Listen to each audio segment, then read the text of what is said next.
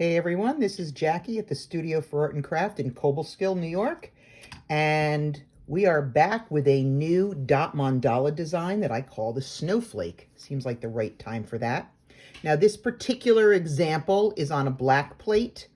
The one I'm going to walk through with you today, I've decided I'm going to do it on a blue plate. Now this one is pre-glazed with the base coating.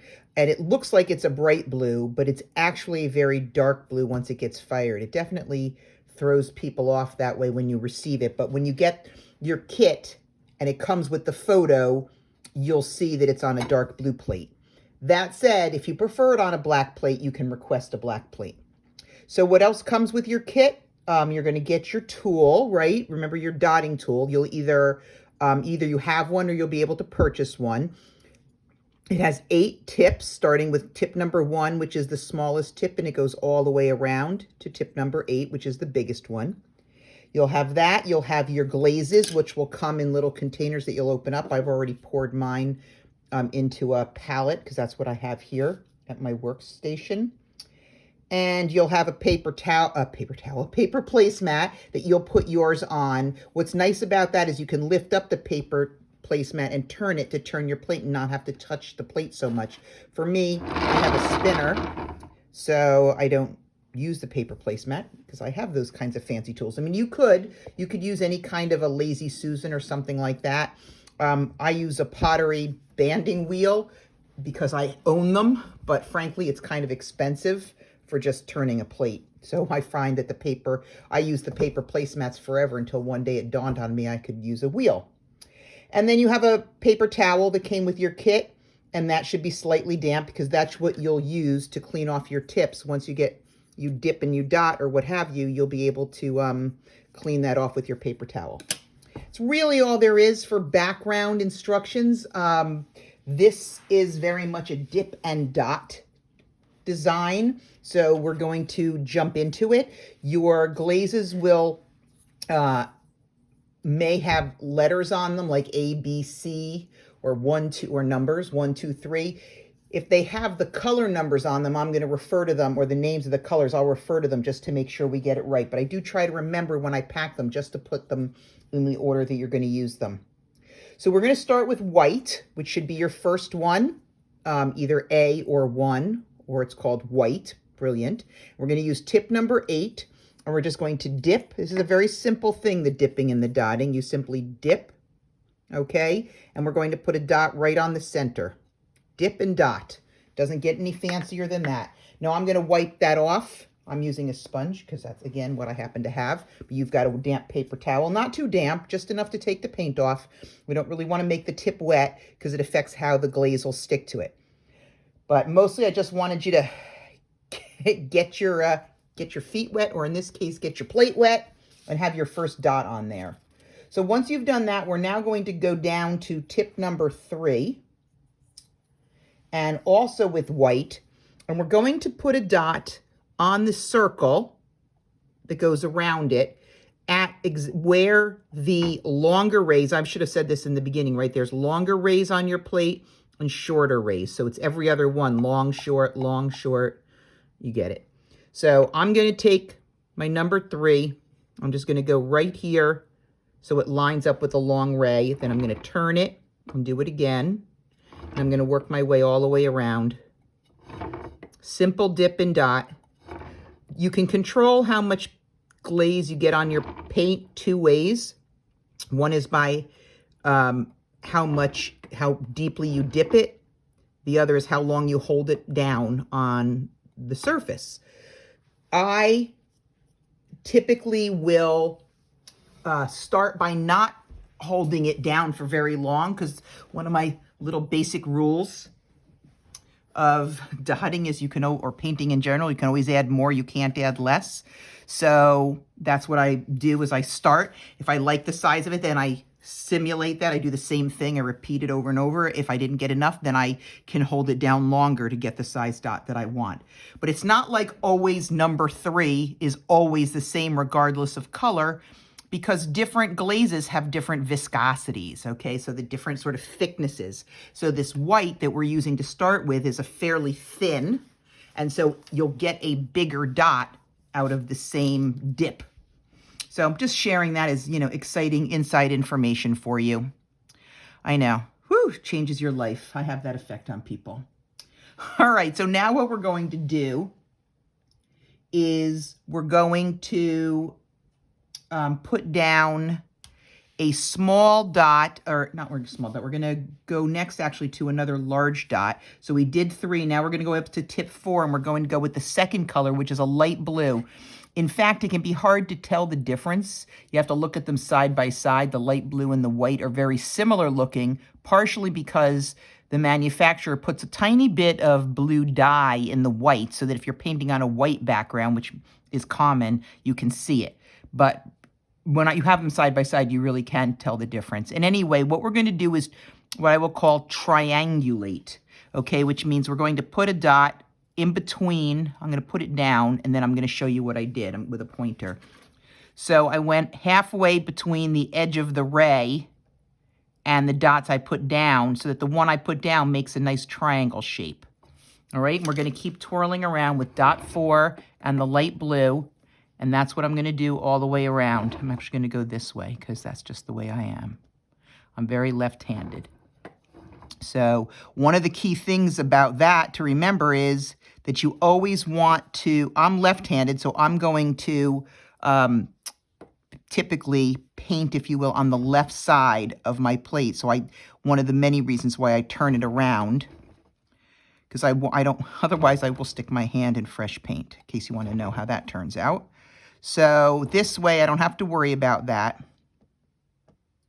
Okay, so there we go. We've got some light blue. Hard to really get a sense of what it looks like color-wise when we're doing this. So I get that, but it will come together shortly, I promise.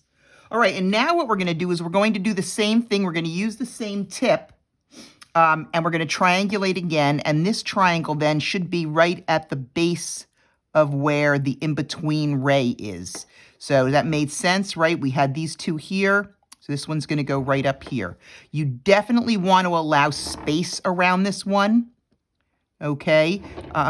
So what I mean by that, again, let me find my little handy pointer, is you don't want it to be, oh, that's dirty. You don't want it to be too close. It's good that I have this space around here because we're going to be, excuse me, putting some dots here. Making sure I'm using, when I put this down, that I'm picking it up with the same tip. So again, I'm just going to finish putting an 04 light blue dot in between right at the base. Okay, that's that. Now what we're going to do is jump way down to number 1.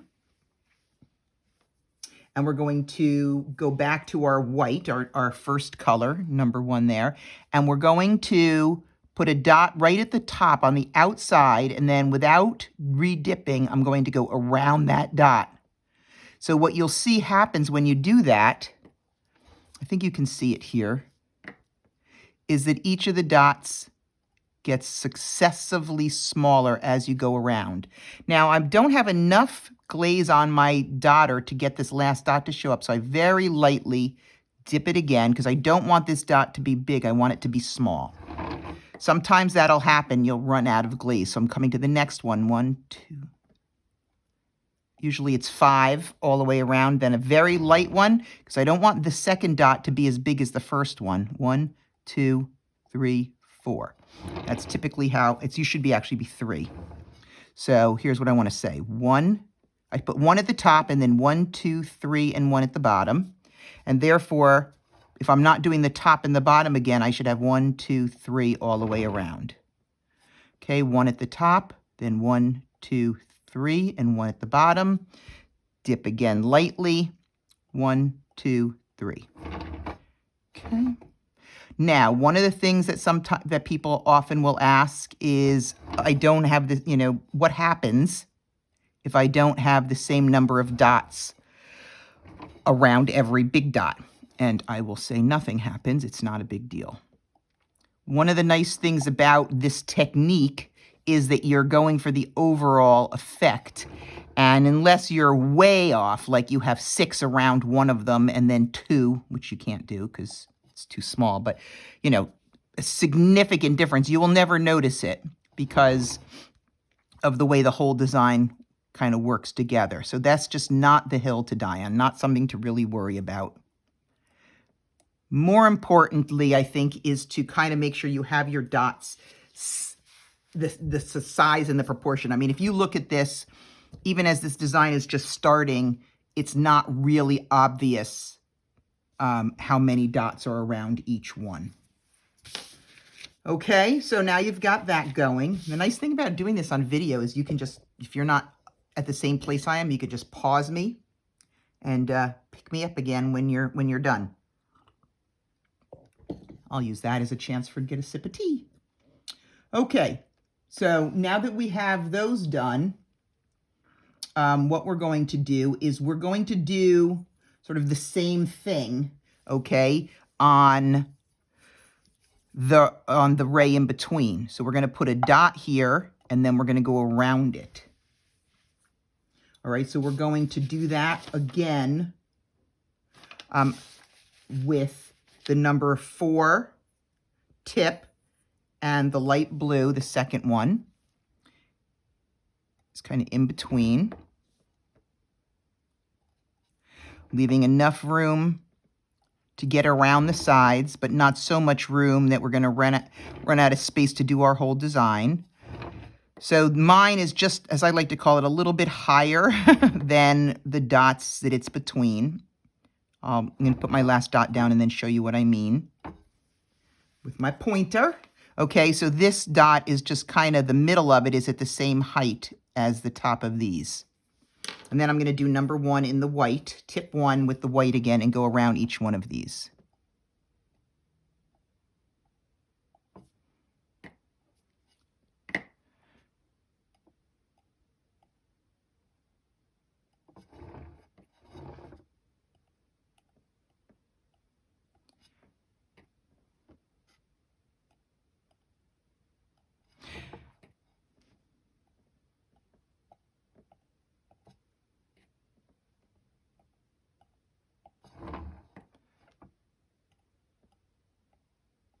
Sometimes people ask, the other question that I get asked sometimes is, does it matter which side you do first? The answer is no, it does not.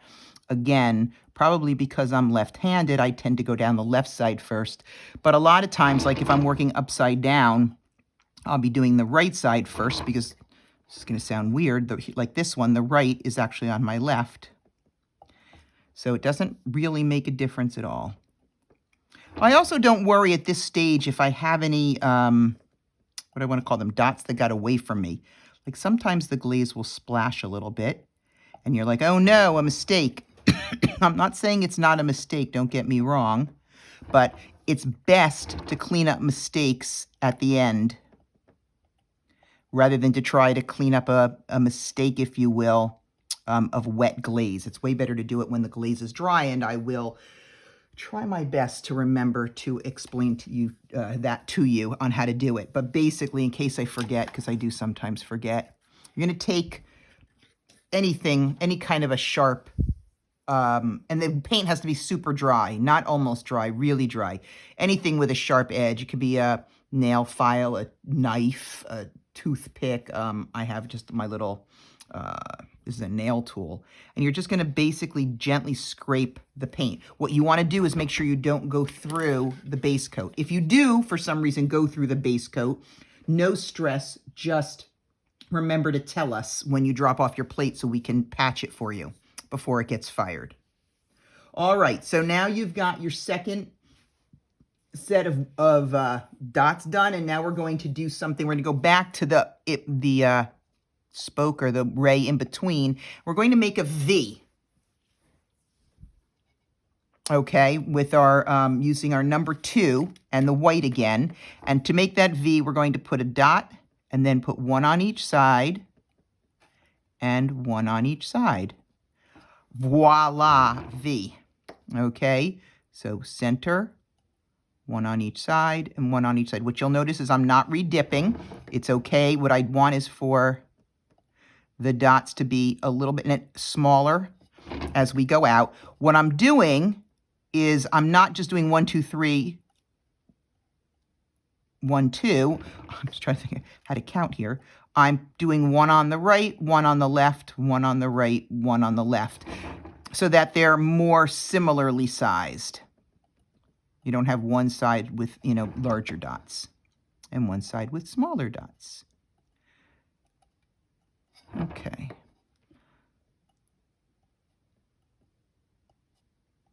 Okay, there we go. So that's our V all the way around. And now we're going to get into that darker blue color, the bright blue, really.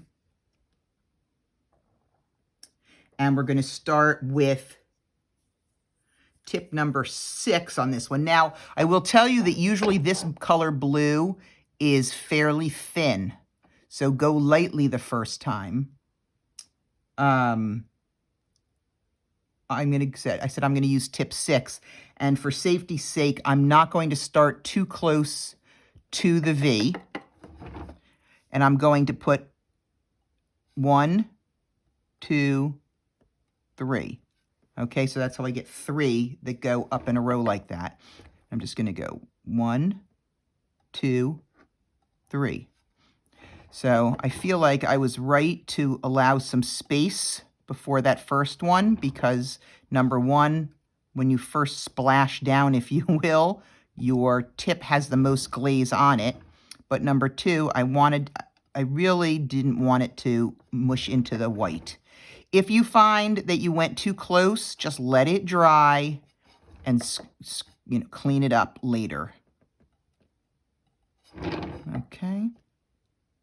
So you'll notice that I move my plate, I turn it around each time. So I'm basically, my hand is in the same spot. The plate is what's moving. And the advantage of that is that you get a more consistent design.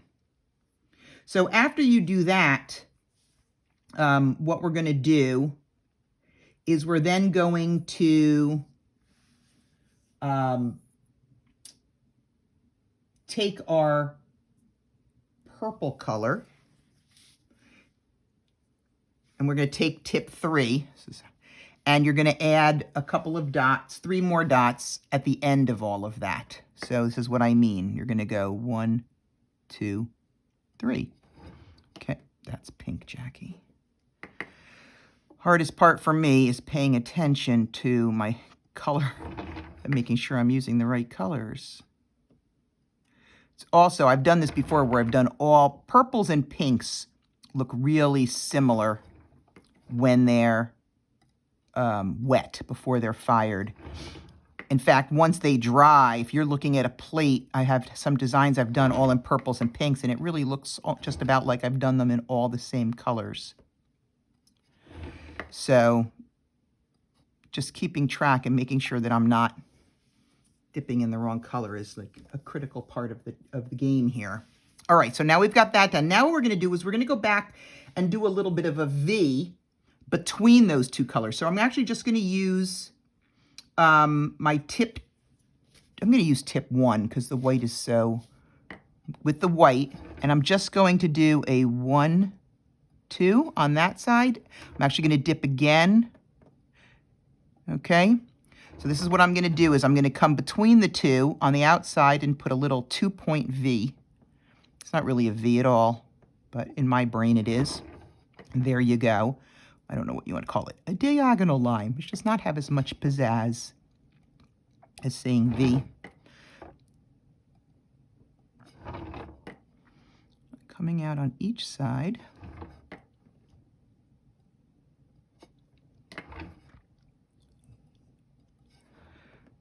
You want to keep them, somewhat close-ish together, not on top of each other, but we're really emulating the design that we started down below with the little V marks. It's kind of a traditional snowflake look. If there was such a thing as a traditional snowflake look, this would be it. Okay.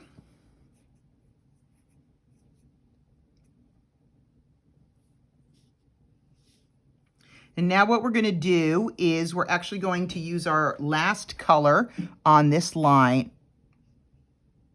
I don't know if that sounded right. I know what I'm thinking. I was just saying, was that how I meant to say it? I'm going to go with tip number 2 in the pink. And I'm just going to do 1, 2. think I'm going to do just 2. 1, 2. I don't worry too much. You'll notice some of these dots are not fully round, and that's because they're on a marking that I made. When we mark the plates for you, we etch them in, and that etching can affect how the glaze lands, but it's also not a big deal because when it fires, it'll typically fire rounded unless something really wacky happened. Now we're going to go back to tip 1 again, and we're going to do that same activity where we're going to make a V between the purple and the pink.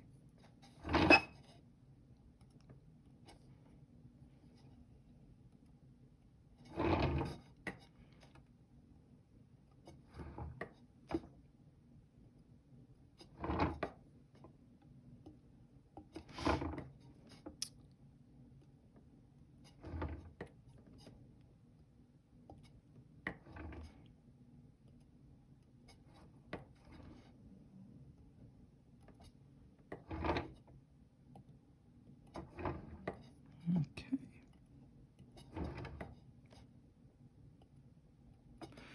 All right, and the last thing we're going to do is we're just going to put,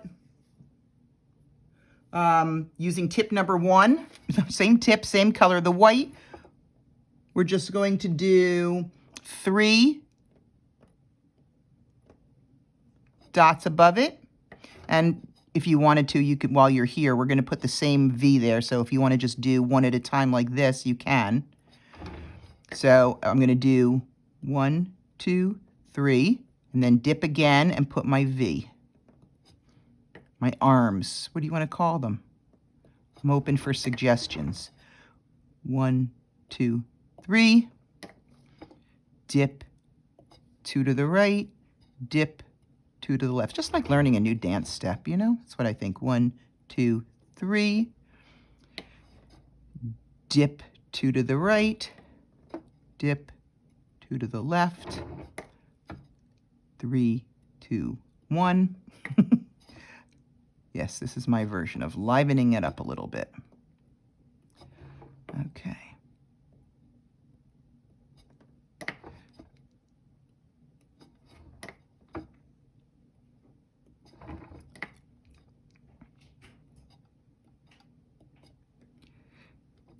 Now, if you're doing this and you have questions, you can always call us at the studio if it's during hours, obviously. We don't typically answer the phone when we're not there. That was brilliant. But you know, if you're doing it while we're there, we're happy to help you. So, all right, so that is this ray. That's the end of this ray. That's the baseline. Now we're going to work on the in-between ray. The only thing I want to point out here is try to keep your hands out of any wet paint. Yes, I'm full of all sorts of wisdom. What can I tell you? All right, so now what we're going to do is above this dot with the little dots around it, we're going to do another one, okay? But we're going to do it with tip number 5 and that bright blue, all right? And we are going to be going around it again, so make sure that you leave enough space to do that. So I'm coming up here, kind of forms a little bit of a shallow triangle with the largest dots on each side, but you want to leave room to be able to go around the bottom of it. And you're going to go, if you can, look, if you've gotten off the marks, don't worry about it. I have to tell you, if I'm still on the marks by now, it's somewhat of a miracle. I'm almost always off the mark.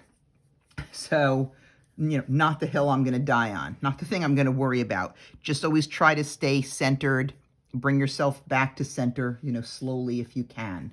So we're going to go back to the white. I'm going to use tip number 1 again, and we're going to dot all around it. You remember this, right? Where you start with tip 1 at the top, then 1, 2, 3, and then the bottom.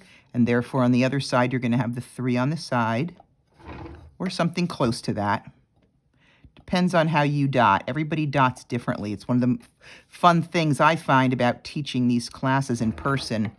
Because, at least then I can respond.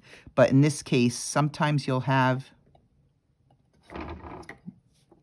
a lot more dots or a lot fewer dots. Either way, have not really seen that it matters. It'll look different, but different is okay. And I'm not even going to tell you the whole, oh, all snowflakes are different. Well, I just did, I guess, didn't I? Okay, sorry. Anyway, one of the joys of doing these is that I have found that even when people do them very differently, or even especially when people do them very differently, they all tend to work out. I mean, I do try to design them so that there's some flexibility so that it can, in it, so that if people want to go their own way or do something a little bit differently, they certainly can, and it'll still work for them. All right, so now that we've got that one done, we're going to move up to tip 6 and the purple. And we're going to basically repeat the same thing, at least with the big dots. So I will point out that this one is going to have 2 rings around it. The rings don't have to go all the way around it, but I'm just saying it because I want to make sure you leave enough room. Okay. Kind of have this one maybe right at about the level of the V.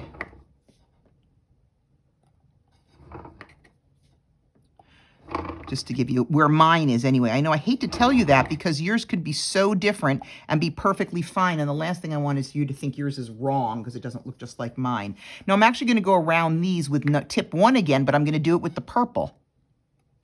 Okay. Instead of going around it with the white, I'm going to do it first with the purple. And I will admit that after I do the purple, I'm going to go around it with the white again, so this one's going to have 2 rings around it.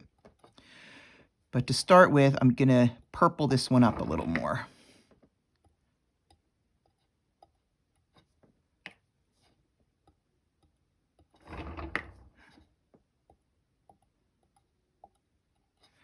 Got to tell you, I have not done one of these new designs and do a video in quite a while because Christmas season for me lasts such a long time and there's just so much to do.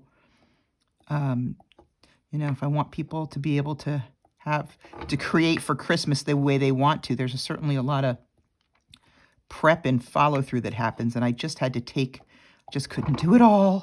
So I'm happy to be back. It's really funny because I have this design, but I also already have like 2 more designs in my head that I can't wait to do. All right, so that was tip number 1 with the purple. Now I'm going to move up to tip number 2 in the white, and I'm going to go around that one.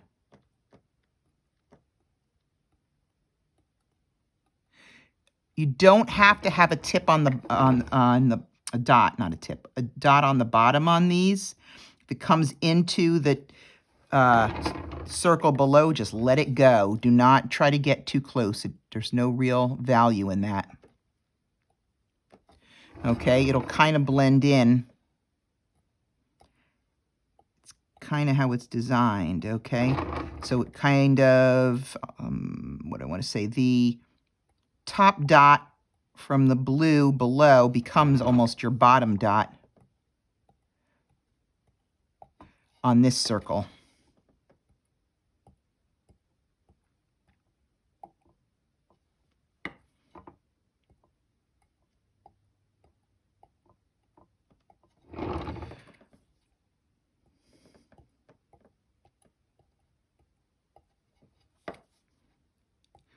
Because we're only at a tip 2, you probably will have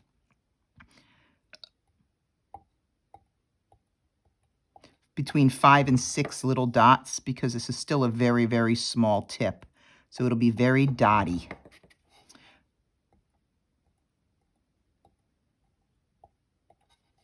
And one of the nice things about that in terms of using this small tip is you don't usually have to re-dip on these small tips because you're not expending a lot of glaze on each dot, there's usually enough to take you all the way around. Like that. Bada bing, bada boom. Okay, I don't know where that came from, sorry. Okay, now we're going to do something a little bit interesting now. I mean, not that this wasn't all fascinating, I get it. All right, but we're going to actually, you can do this two ways, depends on your comfort level. You can start with, how do I want to say this?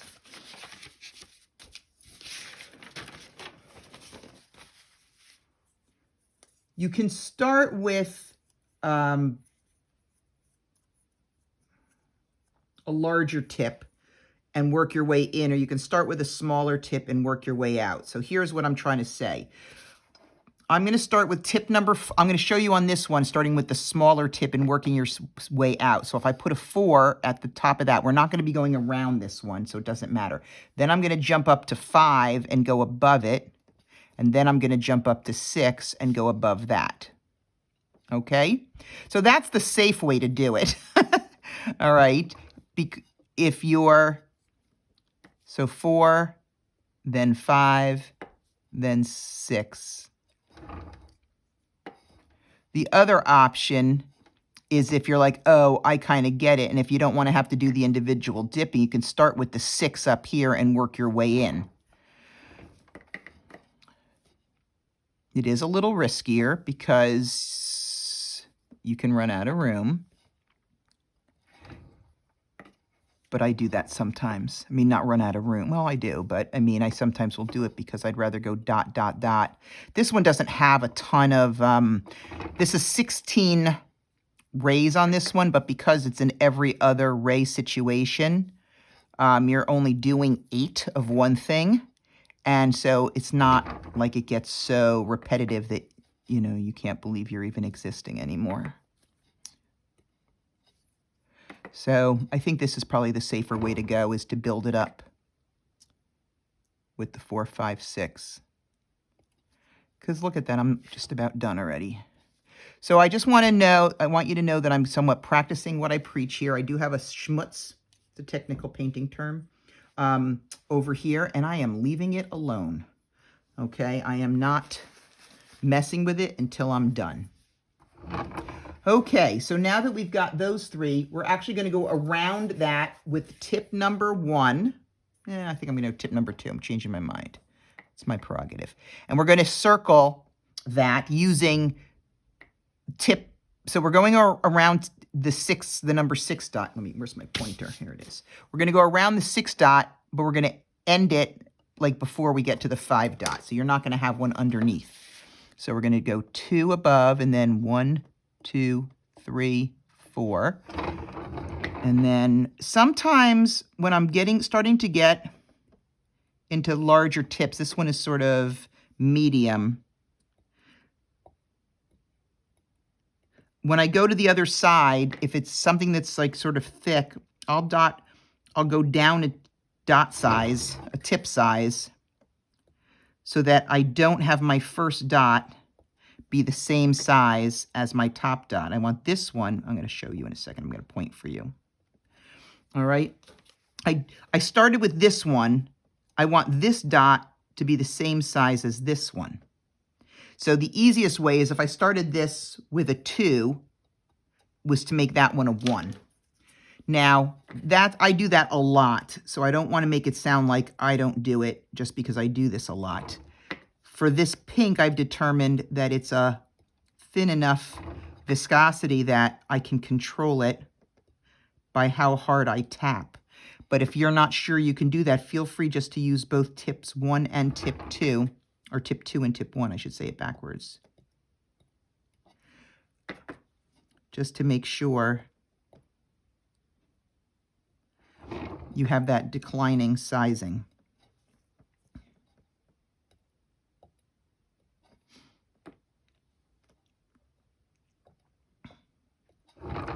All right, this should be my last one of these.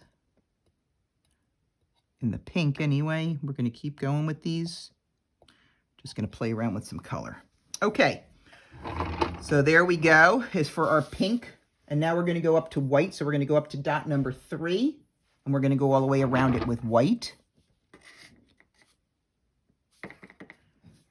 I like how I reverted to, now I'm starting up here or down here. That's really funny. Now, this is one there I would, see that size dot? I would actually switch over to tip 2 when I come around this side, because I want to make sure it's more the same size as this one. And tip 3 is when things start to get a little funky. The other thing you'll notice is that I'm focusing much more on my teardrop shape. So let me show that so it's not too round. I come up here, but then when I go around, I come in close. Can you see that? I'll be you. Yes, Jackie, I can see that. Okay, good. So over here, I have tip 2 I'm starting with, and I'm coming in a little bit closer to my edges, and that helps change the shape to more of a teardrop shape, because that's how I want this one to end. Okay, so I'm coming up, but then I come in a little bit closer with my tip 3, excuse me, and then tip 2, I can start in a little bit closer here. If you find that you didn't get the teardrop quite right on this one, don't worry about it. You can always get it on the next one. Sorry, oh, stuck in my throat there.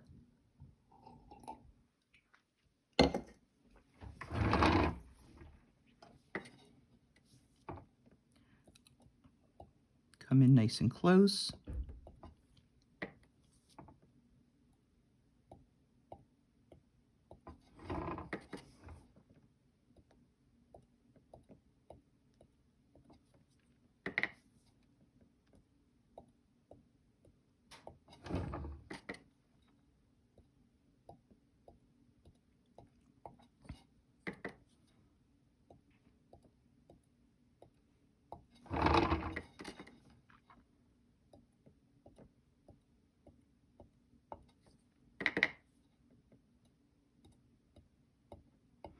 Okay, now that we finished that one, we're going to do it one more time, except we're going to go up a size. So now we're going to go up to tip 4 and basically do the same thing.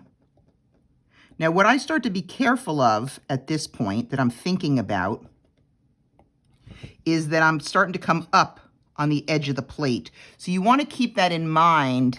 And again, some of you will not be that far up because you're going to be tighter in the middle than I am. And some of you are going to be further up because you're looser than I am.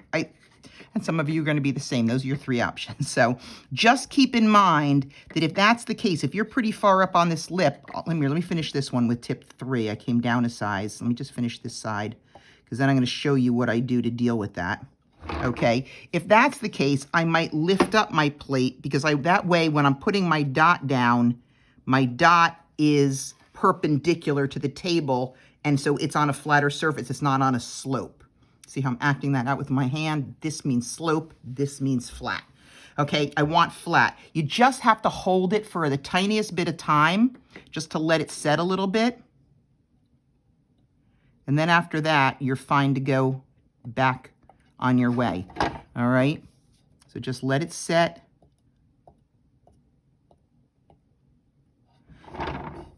Now mine, I don't really have to, because like I said, I'm ending it right before the slope, but you know what? Also, not all of mine are exactly even. Spoiler alert. So if that's the case, I just want to keep an eye out for it on every single one. I'd rather just tip, and then by the time I'm done, because there's not much paint down here, so I'm not worried about it sliding. And by the time this one is done, my top is dry enough, if you will, to set.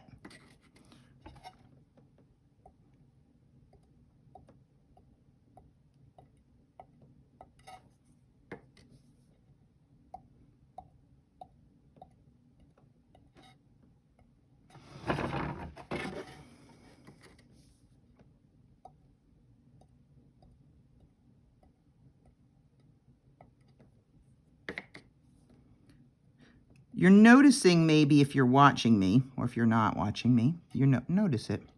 But sometime starting on this one, we might start to run out of glaze as we go all the way around, right? So I start here, and then I do 1, 2, 3, 4, 5, 6. By dots, if I have dot 6 or 7, I might run out. I don't really worry about that because on the other side, if I have enough left over, I'll just come over here and catch it. So you could always just use tip number 1 for that, right? If you had 1, 2, 3. Okay, so here's what I'm going to show you. I might go in and grab tip 1, quick dip, and then I don't just start over here because I still have a lot on there. I'm going to come back and kind of redot these so that I always have that declining look. Decreasing? I don't know. Getting smaller dots. Okay. Now here's the thing about this design. This could be it for you. This is my basic design for the snowflake. Depends on how far out yours came versus how, how tight it is. On this one that I have a photo of, what I did was I did some snowflakes on the shorter ones. I don't really have a ton of room personally on mine up here, so I am not going to put snowflakes up there because I feel like it would crowd it up too much.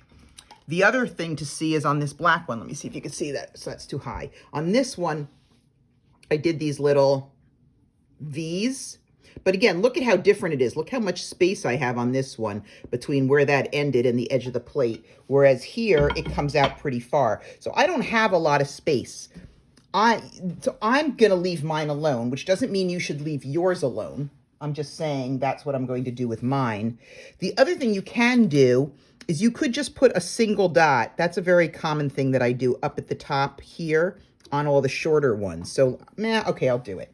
Do it. So now I'm going to decide what color I want to do it in. White probably makes the most sense because I'm ending on white and I want it to kind of blend in. So I'm going to take tip number 7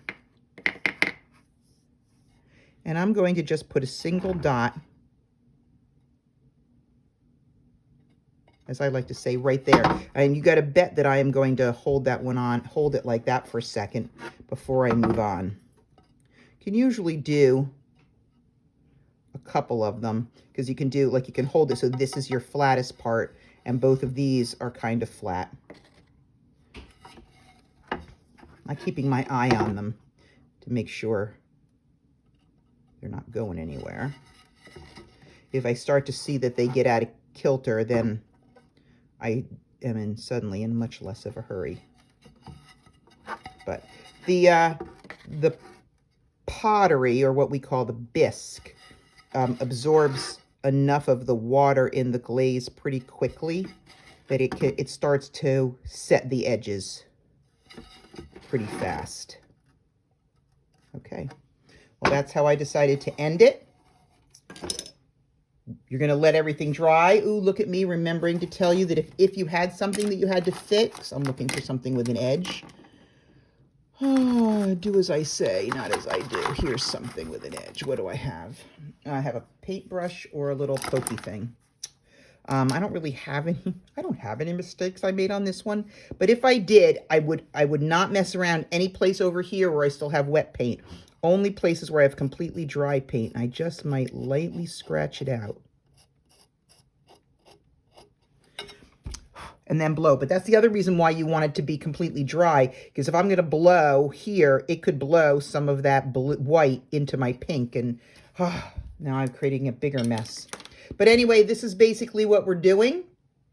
I hope you enjoy this design. You can play around, do your own thing with it. You could even come back and you could do a little bit of what we call double dotting. So if you wanted to add another color in the middle of that, you could. You could do that on some of the larger ones. Just be careful. You don't want to get too thick, but I don't usually have any issues with just a single dot. So I'll just show you what I mean. So if this was a size 8 dot in the middle, I might start with a size 5 and just put a dot right in the middle of that. It can look really cool when it fires. All right. I hope you had fun. We look forward to getting your plates back and firing them for you. And we'll see you soon at the Studio for Art and Craft.